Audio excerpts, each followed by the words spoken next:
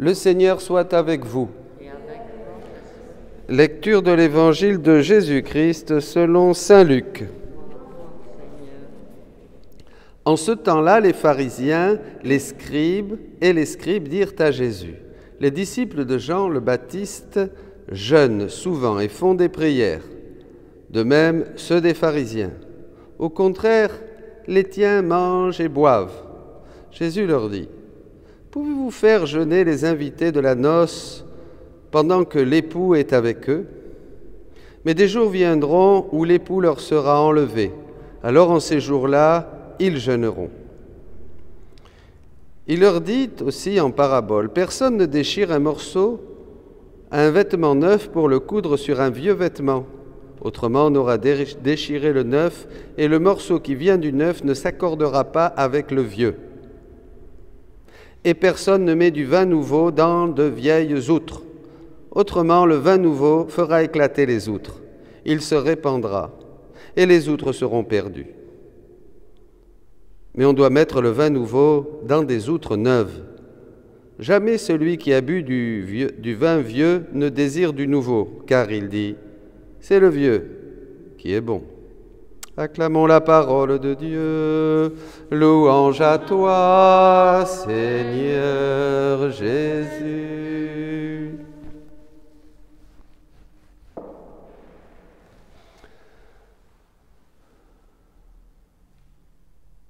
Les pharisiens se mettent à discuter avec Jésus, et Jésus va leur faire une grande révélation. L'époux est là. Ce Dieu qui s'est fait homme, ce Dieu qui nous aime, ce Dieu qui nous a aimés de toute éternité, ce Dieu qui nous sauve par son sang sur la croix, ce Dieu qui nous pardonne, qui fait miséricorde, il est là. C'est lui qui te parle, dira-t-il à la Samaritaine. Donc il est là.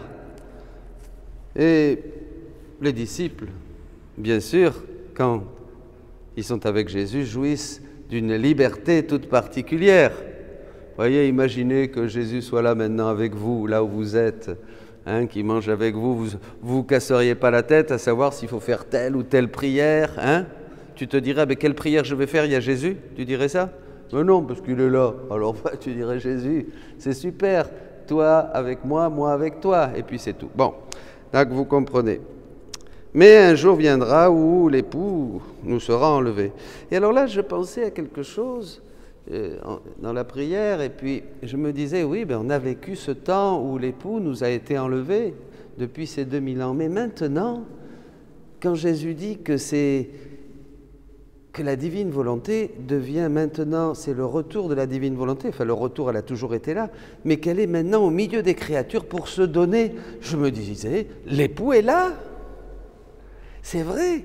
Et d'ailleurs, dans l'expérience que nous avons de la vie dans la divine volonté, on sent que l'époux est là, puisqu'au fur et à mesure que nous avançons, il y a un dévoilement de Jésus, du visage de Jésus, du cœur de Jésus, de l'être de Jésus, de ce qu'il attend de nous, de ce qu'il veut, de ce qu'il nous demande, de qui il est, de ses souffrances, de ses joies, de tout ce qu'il veut nous donner pour nous faire participer à sa vie divine.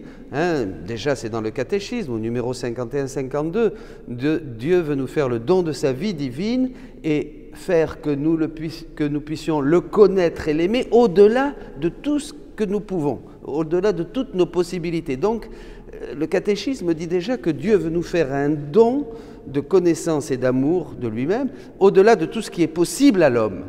Vous le lirez au numéro 52. Alors donc, il y a quelque chose de vraiment nouveau. Et alors, mais là, dans la divine volonté, l'époux est là. Ça change tout. Ça change tout. Tout change. C'est plus, si vous méditez bien le livre 11, c'est plus une pratique des vertus, puisque les âmes qui vivent dans la divine volonté dépassent, ces reines, sont les vraies reines qui laissent derrière tous les autres types de sainteté, dit Jésus, dans le livre 11, dans les premiers chapitres. Voyez, tout change. La prière, comme nous le disions au début de cette messe, où nous faisions une petite ronde, hein, pour aller dans la nature, aller dans la rédemption. Hein, on s'élève, notre prière rejoint toute la création. Nous sommes unis avec Dieu, donc nous agissons partout.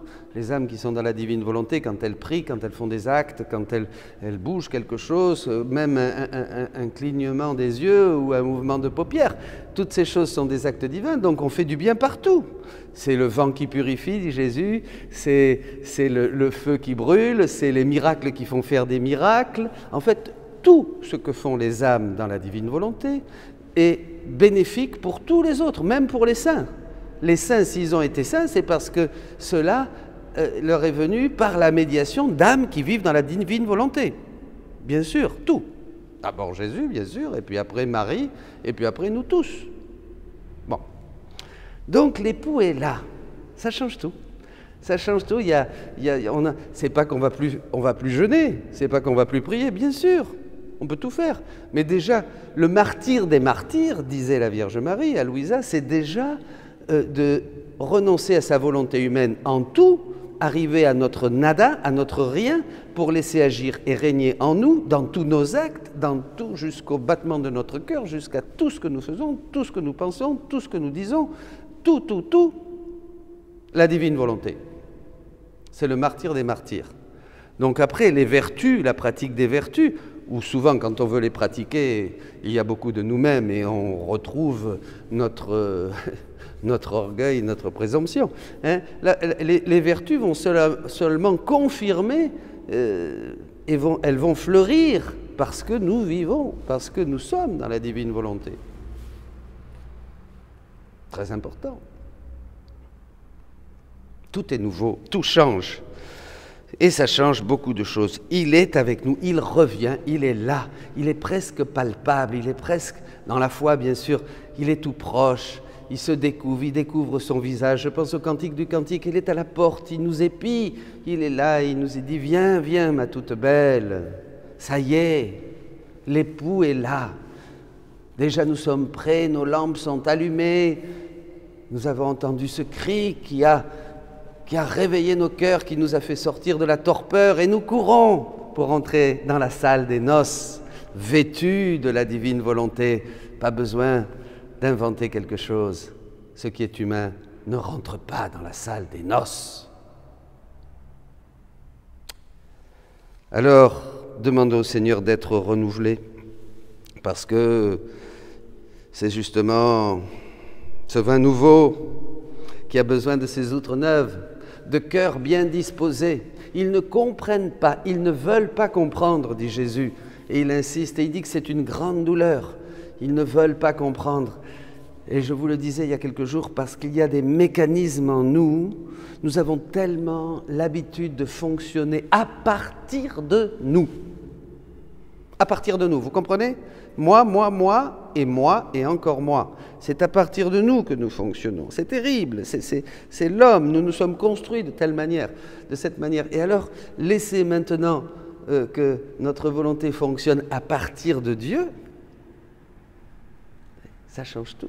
Donc il faut vraiment demander ce renouvellement de notre cœur, mes amis.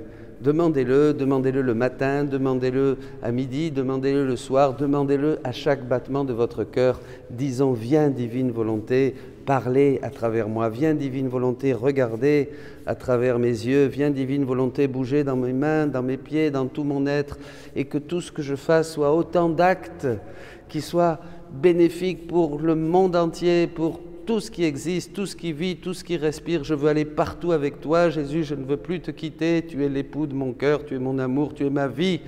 Toi avec moi avec toi.